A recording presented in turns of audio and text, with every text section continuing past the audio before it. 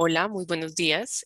Bienvenidos a todas las personas que se están conectando a esta sesión informativa. Hoy tenemos como invitado a la Universidad de Warwick, que nos va a estar hablando un poco acerca de su oferta académica, cómo es el proceso de admisión, qué opciones de financiación tienen. Y es una excelente oportunidad para que puedan hacer sus preguntas directamente a Rachel Bannister. Ella hace parte de la oficina de admisiones de la universidad y es quien nos va a estar acompañando. Adicionalmente, me gustaría mencionar que con la Universidad de Warwick tenemos un convenio que otorga becas desde el 50% en el valor de la matrícula en las facultades de negocios y de manufactura y descuentos de hasta el 20% en todas las demás facultades y para todos los programas de doctorado. Entonces, bueno, sin más preámbulo, thank you so much, Rachel, for joining us for this session. You can start Thank you the for having me. presentation. Thank you very much, Carolina. Hi, so hello everyone, good morning. Thank you for joining today. As Carolina's mentioned, my name is Rachel. I'm the Student Recruitment Officer for Latin America at the University of Warwick, and I'm delighted to be here today to talk to you a little bit about who we are and what we offer, and then also the agreement that we have with Colfuturo and some more specific examples of the courses that students from the scheme and the agreement that we have with Colfuturo come and study with us at Warwick.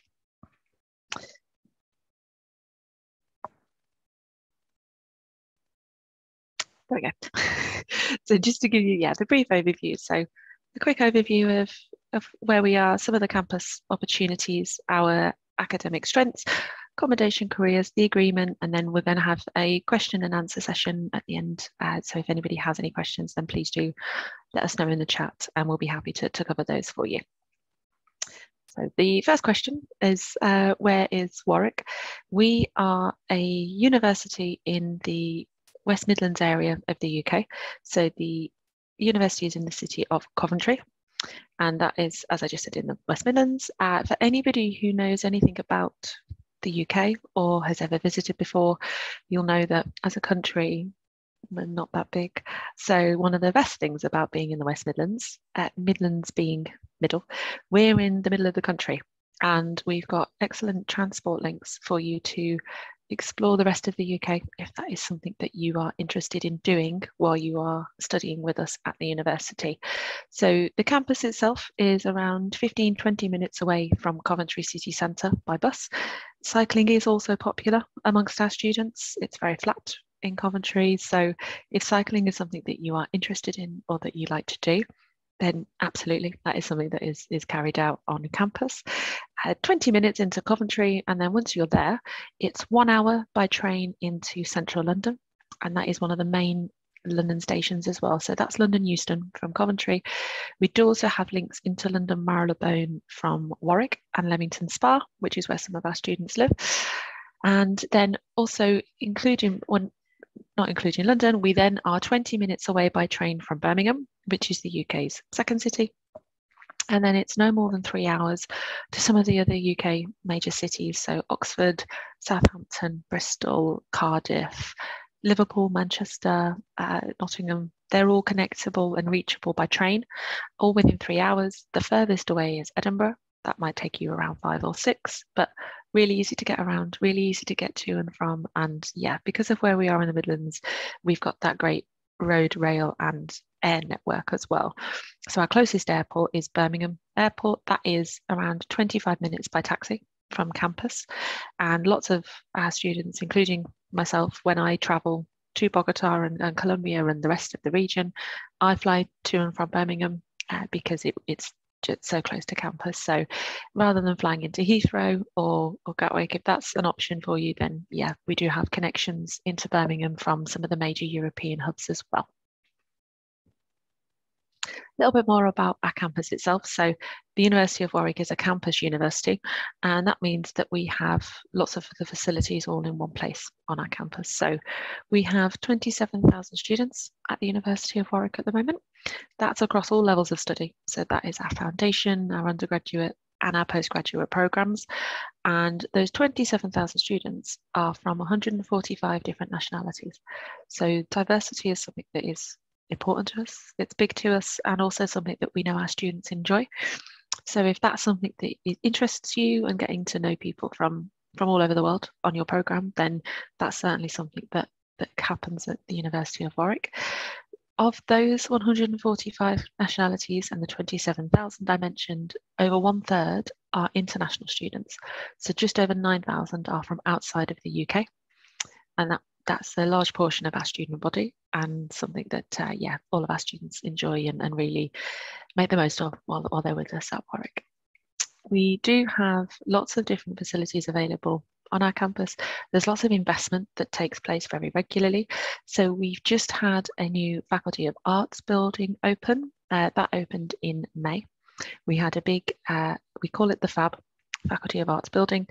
There was a FAB Fest. So if anybody is on social media, there are lots of videos and reels and things, pictures of the festival that took place. So if that's something that you'd like to look at, then please do take a look at Warwick Fab Fest. You'll find that all there. Yeah, any student of the arts, that's your new building. It's beautiful inside, 7 stories, really open plan. We've got lots of shared study space for our students, and yeah, that's something that you can take a look at if you're interested. We do also have a multidisciplinary medical sciences building that opened around 4 years ago, and that's available in our Gibbet Hill part of the campus. So that is around 5 or 10 minutes away from the central campus, but still part of our overall campus area. And then we have what you'd usually expect. So the library, we have our accommodation facilities are all on campus. We have an arts centre that has recently had a refurbishment. So that has performances take place throughout the year, both of musical, but also theatre as well. So that's both our students performing, but also external performers coming in and performing as well. And then our sport and wellness hub, which I'll come on to in a short while, but yeah, lots of things to do, lots of things taking place while you're on our campus. Just a little bit more about the University of Warwick and where we stand in the rest of the UK. So the university itself is just over 50 years old. And in UK university terms, that's seen as relatively young. Some of the UK universities have been around for hundreds of years. Warwick has only been around for just over 50. But since the creation of UK rankings for UK universities, Warwick has been consistently ranked in the top 10 since those university rankings have been created. There are 3 main ones, and it depends which one you're looking at as to which subject area some of them will say. But for those 3 main ones, we are ranked 6th by The Guardian, 8th by The Times, and 10th by the Complete University Guide. Those are the big rankings that we have in the UK, and hopefully we'll demonstrate some of the key consistency that we have in being one of the best universities available in the UK. We were also voted University of the Year for teaching quality in 2022, and then we were the University of the Year runner-up as well by the Good University Guide in the Times and the Sunday Times, just for more information for you. In addition to UK rankings, we are also ranked as a global top 100 university. So we are ranked 61st in the world by QS for 2022. I believe that is 64 for 2023, and they've been released this week. We are 78th in the world for the Times Higher Education World University Rankings, and voted 20th most international, again by QS. So that just gives some of an idea of the international approach to our campus and the different diversity levels that I mentioned. That's been recognised as one of the most by QS, which I know is one of the big ranking systems and providers that lots of students use here in Columbia. Wanted to give you just some information as well, not only for the university as a whole, but some of the subject areas.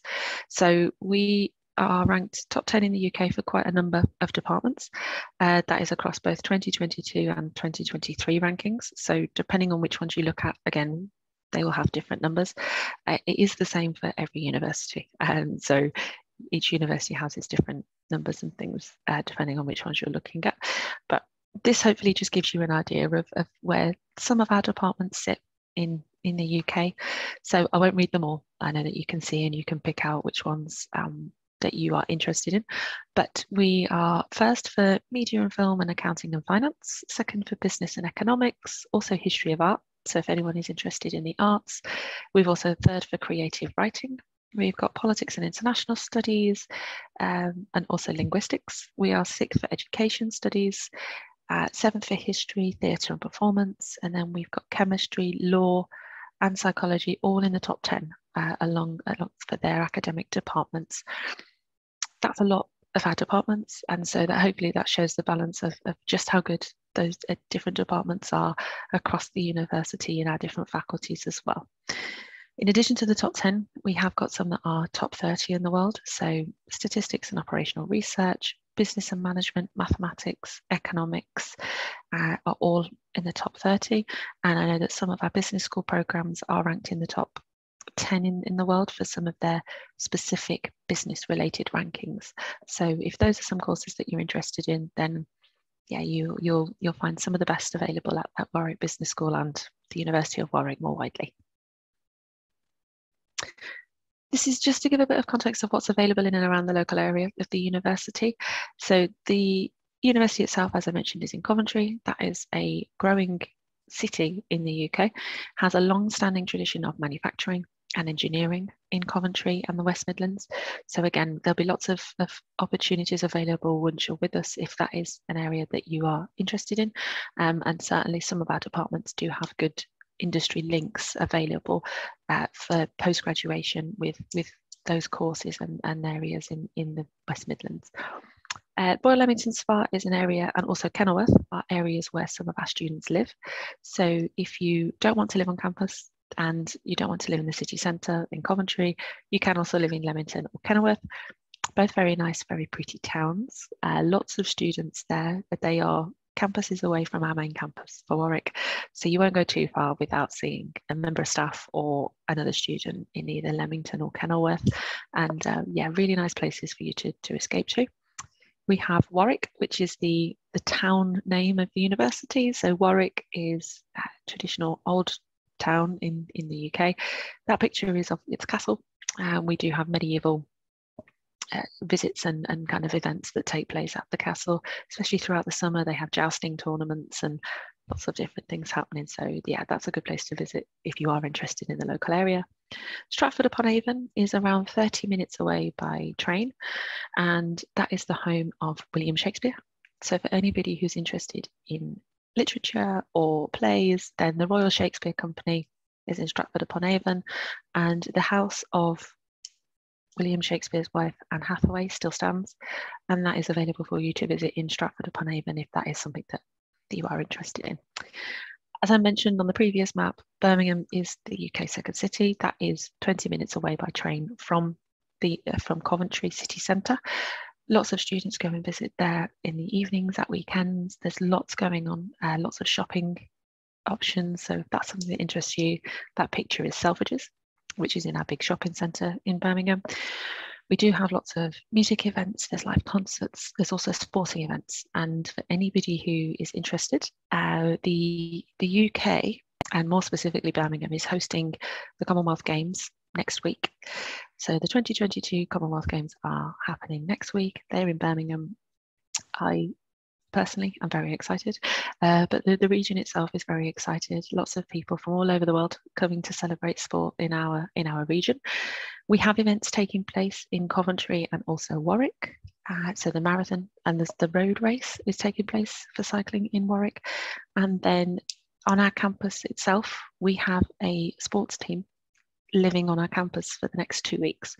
So there is lots of people around, lots of colour and flags everywhere in celebration of the Commonwealths. They are on our campus, and yeah, it just shows there's lots going on all at the same time on our campus. So yeah, very, very exciting place to be in the next 6 to 12 months as well. This is a picture of our campus from above. I know for lots of students, it's really difficult to imagine what campuses look like when you see them on screens or you hear somebody like myself talk about it. I always include this picture because I think it's important for you to see just how big campus can be. And I think one of the things that is also mentioned whenever I show this picture is also how green the university's campus is. We have lots of open space. And so although campus can be busy, there are lots of areas where you forget that there are 27,000 students here. So yeah, lots of open space, lots of lakes as well that are on campus for you to enjoy and explore. There's lots of good walking routes and also cycling routes, as I mentioned. So lots of places for you to escape and kind of get away from it if you needed to for a little bit. But yeah, that's just to give you an idea of what campus looks like from above. This is our Sports and Wellness Hub. So some of the activities available in here, this was opened in 2019 and wasn't open for very long actually before the pandemic hit. So actually for the last 2 years hasn't been used all that much. But inside you will find a rock climbing wall within the building, and they're just in the glass area there. We've got squash courts, there's badminton courts, basketball courts. We have a 12-lane, 25-metre swimming pool available. There is a gym that has lots and lots of treadmills and bikes. So if keeping fit is your thing, then we do have the facilities available there too. And it's also home to quite a number of our student-run sports clubs available on campus. So we have around 75, and they include mountain climbing, we have archery, there is tennis, we have a tennis centre as well on campus.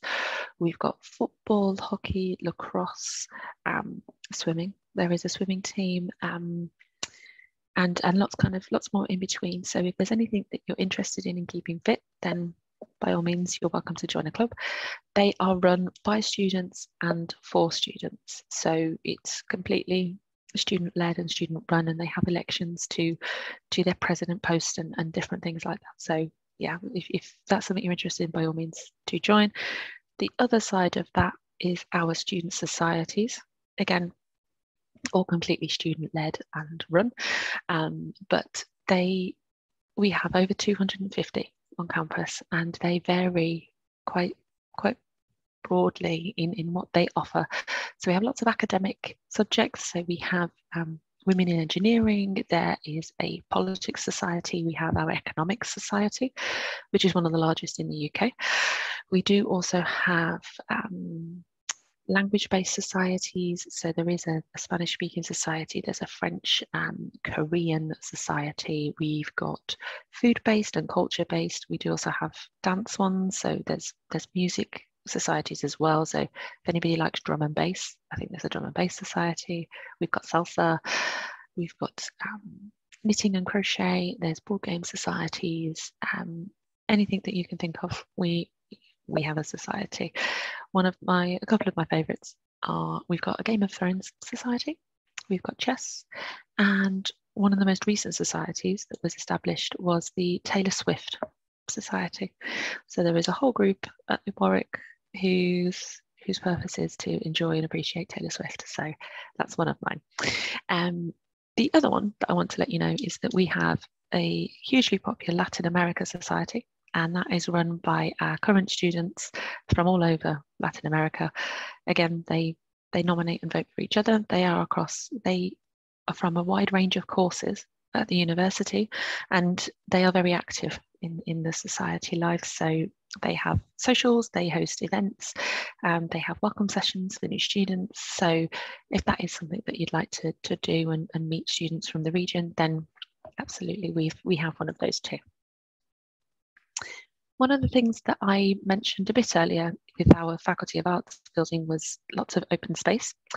One of the things that we have heard and listened to our students about is the space to learn at the university. And so when we have built our new facilities, we have taken that in mind and created open spaces for you to complete your studies. So this picture is just one of many, but demonstrates that we have not just the library where you can complete your silent study if you would like to, but lots of spaces where you can work in groups and with your friends. So if that's how you best learn, or you have some collaborative work you'd like to do, we do have those spaces available for you in lots of our buildings.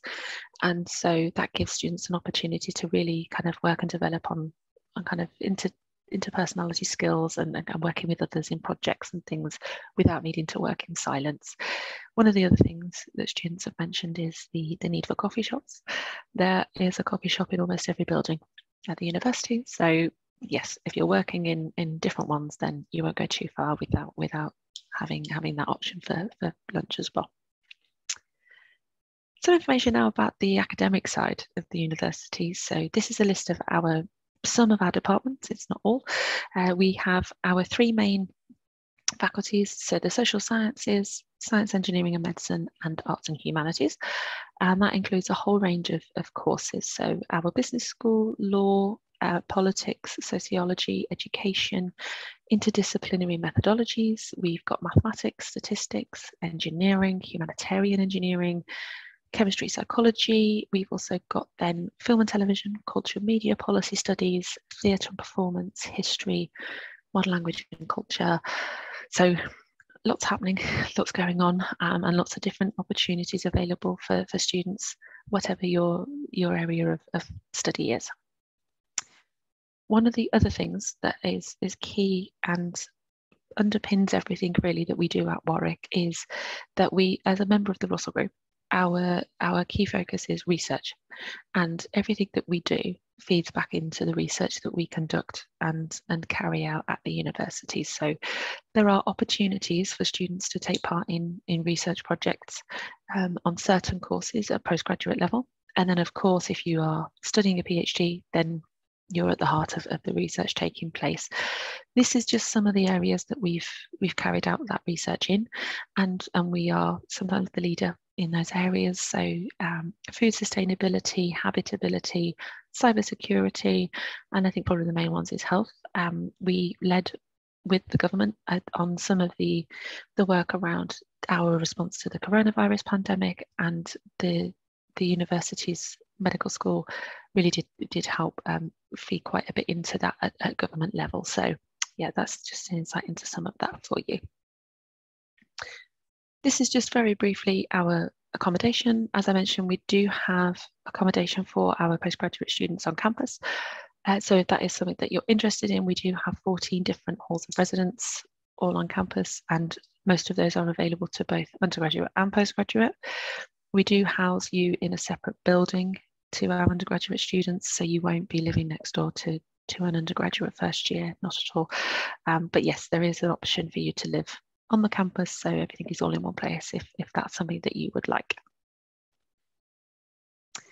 But now about employer rankings, of course, that is important for when you graduate.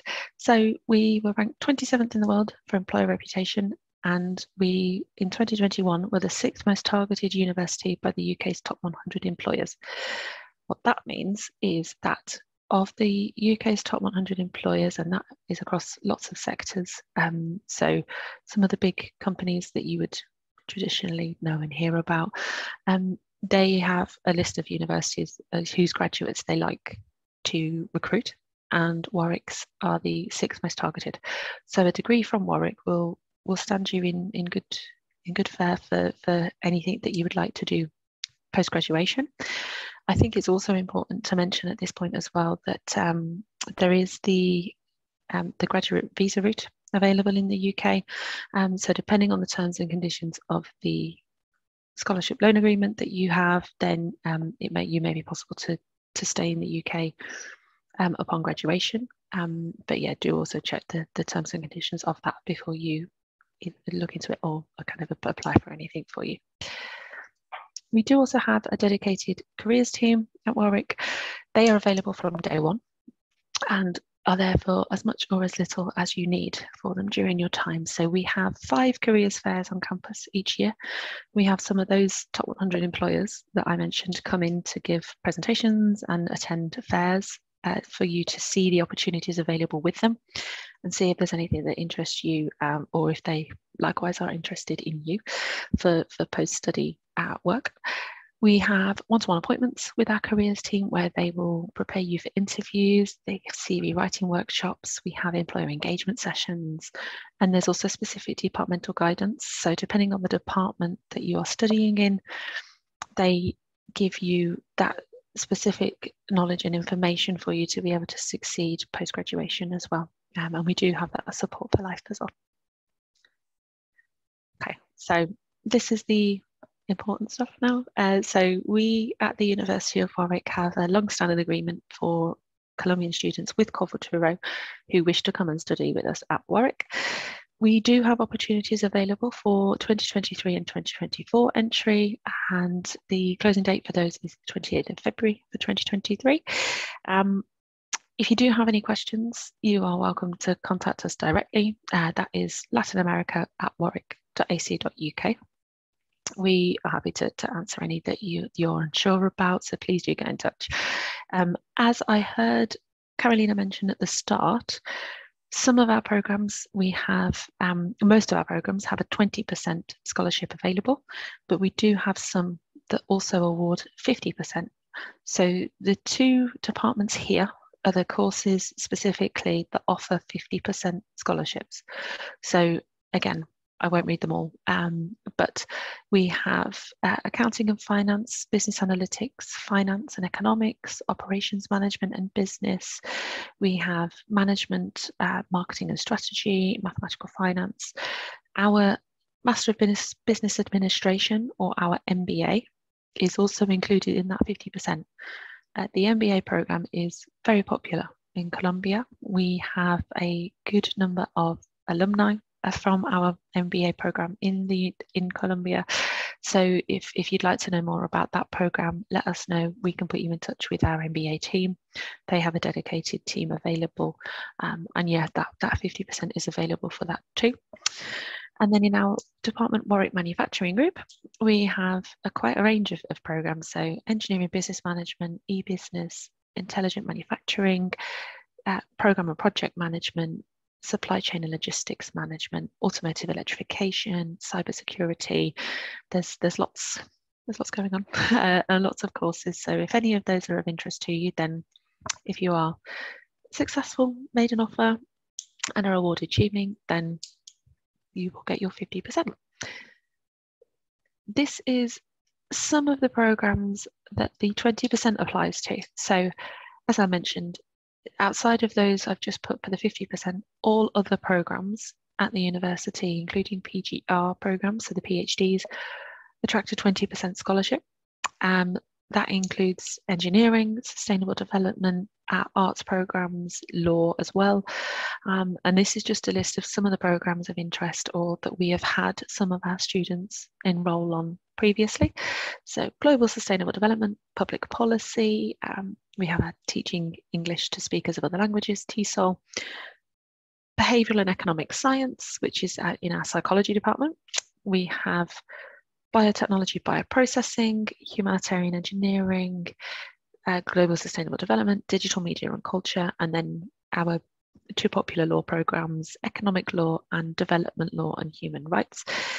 So yeah, as I said, they are some of the examples. Not everybody comes to do the courses with the 50%.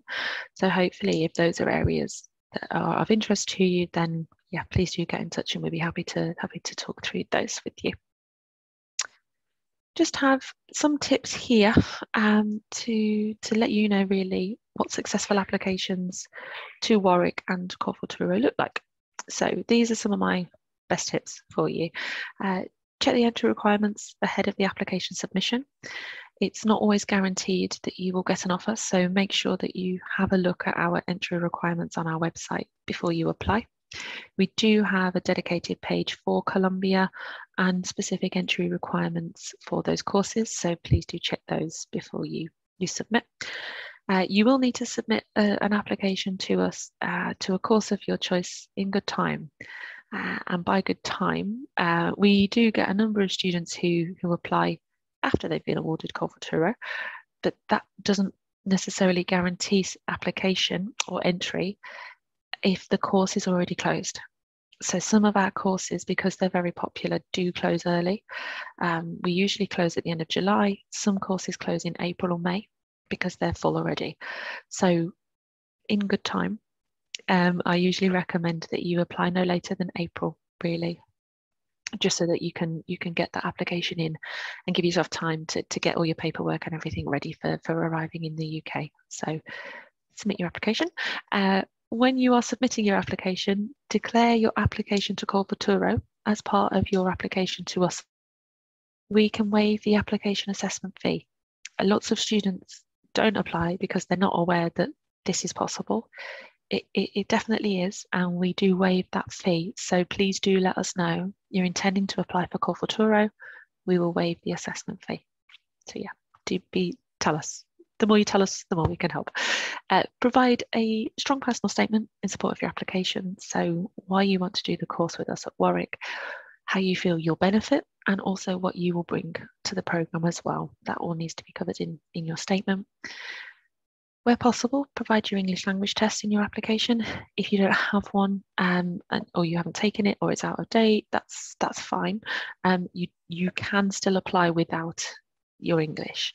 So again, don't let that put you off or be a barrier.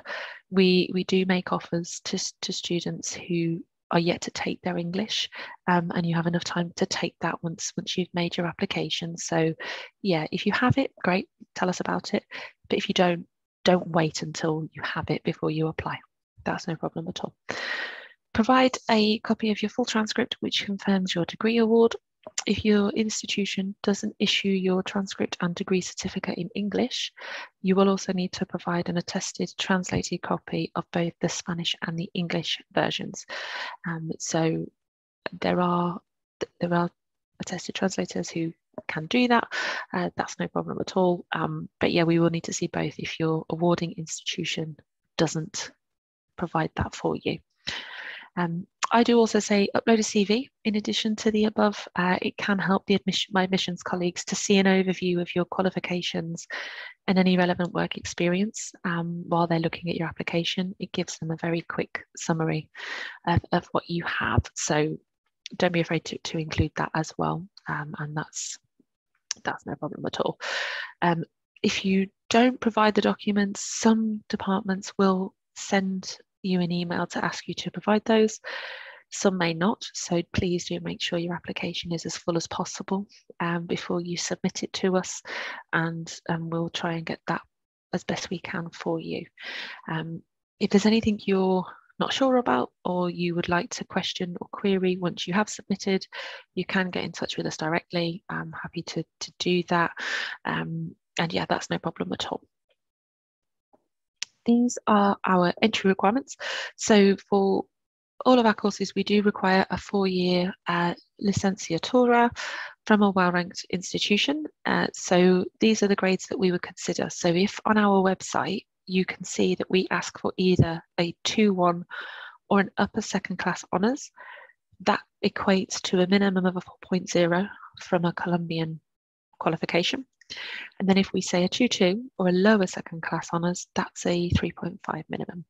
So that gives you just an idea of the grades that we are looking for those courses. Each course on the application will explain which one we ask for, whether it's a 2-1 or a 2-2.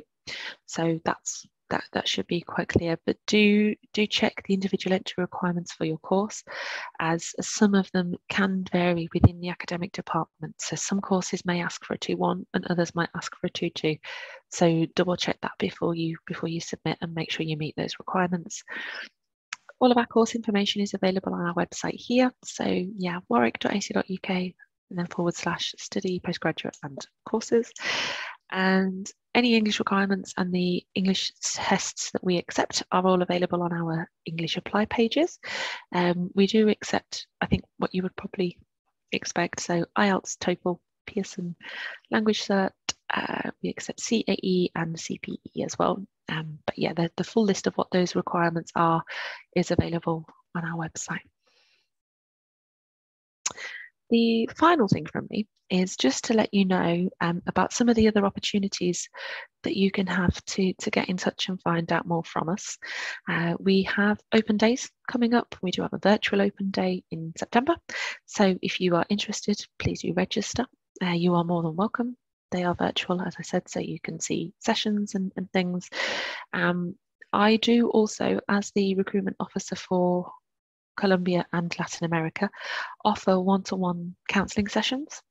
So if after today you have any questions and you'd like to get in touch, then by all means, please do. I'm more than happy to talk through anything with you. They are around 25 minutes long. It's very informal. It doesn't affect in your admission, so I can't guarantee you an offer, of course. But it's just an opportunity for you to meet somebody from Warwick, have a kind of chat with me about what you're looking for, what your interests are, any concerns that you have. I'm more than happy to have that chat with you. I have had them regularly for 2 years. They have been very successful, and I think really help with some of the worries that some students have. I do them virtually, but I am very pleased to confirm that I will be in Bogota in September as well. So if anybody here is from Bogota and would like to meet, then please do let me know. You can get in touch at either of the email addresses there, and I'm happy to arrange an appointment for you, and we will get that sorted. And yeah, please do get in touch if you do have any questions. I'm here to help. It's my job. And yeah, that's everything from me. Thank you very much, Rachel. I hope all this information is useful for all the people that are starting their application planning and the documents and all. So we have received a couple of questions in the chat. Sure. I'm going to read the questions. The first one is from Nicolas. He's asking, does the application assessment fee waiver extend to PhD program applications? So we don't actually have an application assessment fee for PhDs. Okay. It's only for taught masters. So the PhD, you won't be asked to pay anyway. And Diego is asking, is it possible to apply to Warwick before Colfuturo and get the tuition fee discount? So I think that's probably two separate questions. So yes, you can apply to us before you apply to Colfuturo, as long as obviously you don't miss the Colfuturo deadline. Then that's absolutely fine. We open for applications usually in October every year. So we're just about to close for 2022 entry. Some courses, as I said, have already closed, but we will open for 2023 usually in the second or third week of October. You are welcome, more than welcome, to submit an application to us before you apply to Colfuturo. But if you are intending to apply for Colfuturo, then that's where you need to mention it on our application so that we know we can waive the fee. But yes, you can apply to us before. That's absolutely no problem. For some courses, they get full quite quickly. So if you know you have a course in mind and you'd like to apply early, then by all means, please do. Yeah,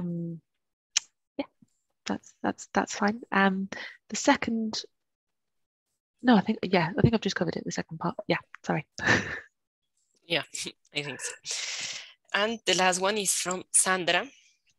She says, for the application, do we have to apostille, the official stamp from the government, the diploma and academic transcript in Spanish and then translate it to English, or is it enough to submit the official translation of both documents? I believe that it's fine to submit the official translation for both. So I think we have an agreement in place where they don't all need an apostille,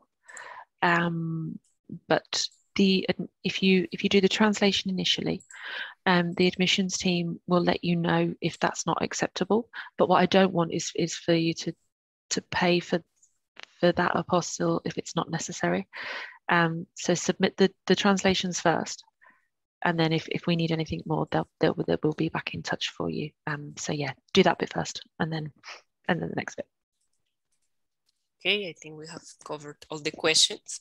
Okay. And do you have any final recommendation for the people that are starting to plan the application, maybe in terms of time or organization? I think the time one is a good one. As I mentioned, we don't open until October. So for all of you who are thinking already about 2023 entry, now's a great time. So read around, make sure that you know which course you'd like to apply for. If you'd like to get in touch with any current students, then I'm happy to put you in touch with them. We do have that connection through the society that I mentioned. We do also have good links with the team at Futuro. So if anybody has any questions or concerns, we can speak about those too. As I said, you're welcome to get in touch directly. There was something about the PhDs actually. PhD applications are open all year round, so we don't close for the PhD applications because the course start dates can vary throughout the year. So it's not just October that we have PhDs start. They could be January, some come in April. Particularly engineering, they have those 3 intakes a year. So if you are looking at those, then yeah, there are a few intakes for that. So that's not a problem. And yeah, I think that's probably most things. Is that a new question? Oh, yes. Sandra is asking, do we have to submit first the UCAS application and then the university application? I'm a little bit confused on what's first and if there are 2 different fees I have to pay to apply for a master's degree. So the good news is that I've just remembered my other things. Sorry, there's 2 bits of good news. The first bit of good news is that master's programs at Warwick, but also in the UK, traditionally as a whole, are only 1 year in length. So it is only a 12-month program. So that's the first bit of good news. It's not 2 years, it is only 1. The second is that we don't use UCAS for our postgraduate applications. So it is a direct application system. So certainly at Warwick and possibly for most other universities in the UK, you don't need to apply through UCAS. You pay 1 fee to the university directly. If you're applying to maybe 4 or 5 different universities, that then means there may be 4 or 5 fees. As I said, at Warwick, we waive that, so you don't need to worry about that. But yeah, no UCAS, so it's 1 application per thing. So yeah, you could end up with 5, but you apply to us directly. That goes straight to the academic department for consideration, and then yeah, that comes back through for processing in the central team, and yeah, we can pick you up from there, and that's no problem. There was something about the UCAS. Oh, so the personal statements. I know that at undergraduate level with UCAS, you submit 1 personal statement to the 5 universities that you're choosing. For postgraduate, you can submit a unique or an individual personal statement to each university. So you can write 1 for us at Warwick, you can write a separate one to your other university of choice, and that means you can mention why this course at Warwick will most benefit you, because we're the only ones that will read that Warwick personal statement. At undergraduate level, we advise against that because all 5 universities read the same one. But at postgraduate level, you can submit different ones. So yeah, that's not a problem. All right, so thank you for the information. No problem. Gracias a todas las personas que se conectaron a esta sesión. Recuerden que tenemos sesiones informativas acerca del programa Crédito Beca el primer viernes de cada mes a las 8 de la mañana y el segundo sábado de cada mes a las 9:30. Quiere decir que la próxima charla es el 5 de agosto a las 8 de la mañana y la invitación es a que nos sigan en redes sociales, en Instagram, Facebook, Twitter, en donde publicamos toda la agenda y la programación de los servicios que tenemos desde Colfuturo para ustedes.